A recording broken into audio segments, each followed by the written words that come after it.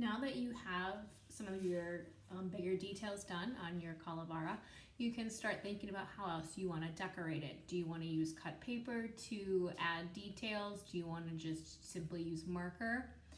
There will be options of sequins and glitter as well. So I'm just going to kind of quickly give you a few ideas to get you started.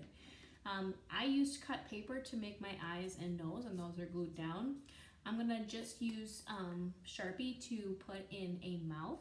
So a really simple way that you can do this is just to do a horizontal line across the jaw here with vertical lines, and that will give you a basic idea of the teeth.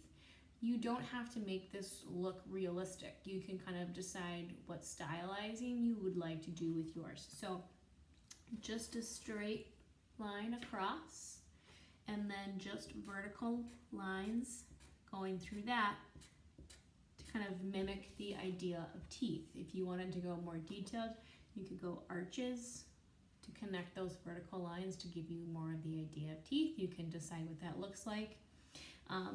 A lot of kids like to do that and then color in a gold tooth or something like that just to kind of make it more interesting. If you are trying to relate yours to a real person, then you might want to think about characteristics that they might have had. I just had an aunt who recently died. She was really into like cows and farming and sewing and stuff like that. So I might consider her when I'm doing mine, maybe thinking of ways that I can incorporate details like that that remind me of her. If they have facial features that you want to add in there too, like eyebrows, moles, any tattoos or anything like that, that would be a great way to honor those people. So you can simply draw these in or use cut paper. Again, when you did the black eyes, you did the idea of the folding the paper so it's symmetrical.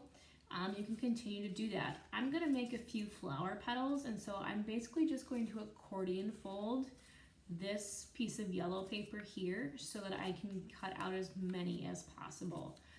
Now with your kiddo scissors, you might not be able to cut as many as I can at once,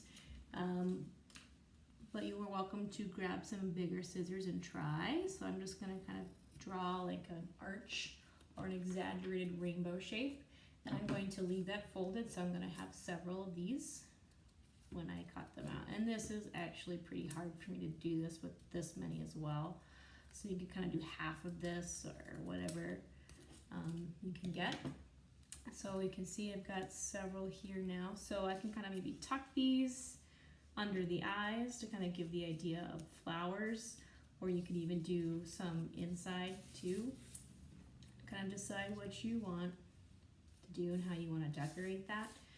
A lot of things commonly that you might see would be kind of the marigold shape petals, just kind of these arches that go around. Color those in, and again, these would be symmetrical. So if I'm going to do this on this eye, then I would typically come over here and do the same thing on the other eye. Maybe take some time to color this in and not just leave it white. For this demonstration though, I am just going to leave it white for now and then think about some other details.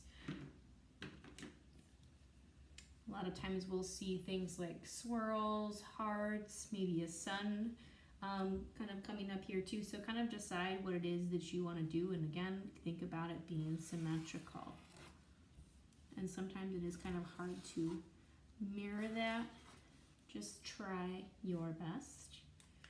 You don't have to go overly elaborate. You can kind of keep it simple. You know, you don't have to do too many things. Just recreate it on the other side.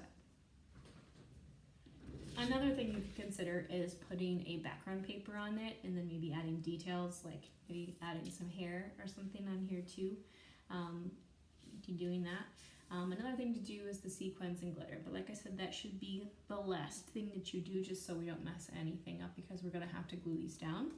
So if you want to do these, sometimes you need to kind of think of this as less is more. We don't want to overdo this. So don't just look like, right, a unicorn threw up on your paper by overloading this.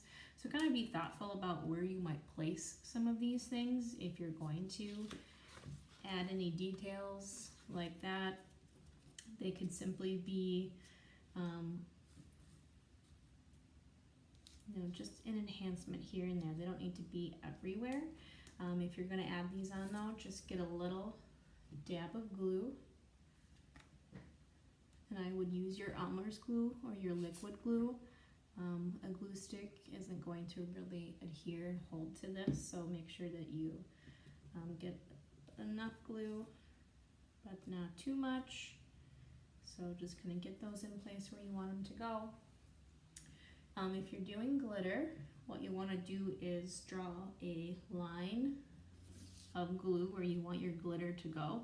So I'm gonna go ahead and put some glitter kind of in between these arched shapes that I just drew, and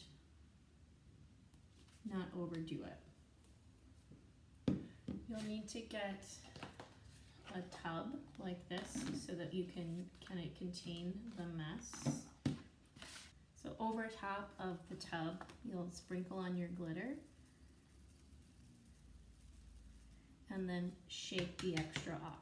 So kind of do one part at a time, and if you're doing multiple colors, you should use a different bin every time so that we don't contaminate the glitter. And then once we're gonna have a bigger pile of this, not you, I will dump it back into a container so we don't have a giant mess everywhere. So obviously this would need to go on the drying rack with all of the wet glue, and then you would begin cleaning up your stuff.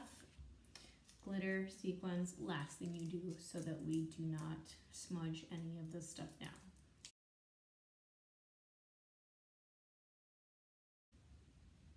I just wanted to show you guys my mostly finished product so you could see a couple other things that I did to it. So I added glasses, again using the folded paper idea so that I can make the same on each side. I colored in the flowers to show that this Calavera is supposed to be more feminine. I added a flower up top. You guys could also do like hats or a bandana or a bow or something that you can think of that will help show whether it's male or female. Mustache would be a cool thing to add for some of the more masculine traits if you want to go along that route. So you can see where you can really take this. You could even maybe do some designs over here, maybe do some papel picado with that cut paper idea that you see a lot of times, or even just thinking about how you can make your background more interesting. You could even just do like simple patterns or borders with any scraps that you might have left over. That could help add interest to it as well and kind of draw the viewer's eye in a little bit too. So you can see what you can do with that, so continue to work and have fun.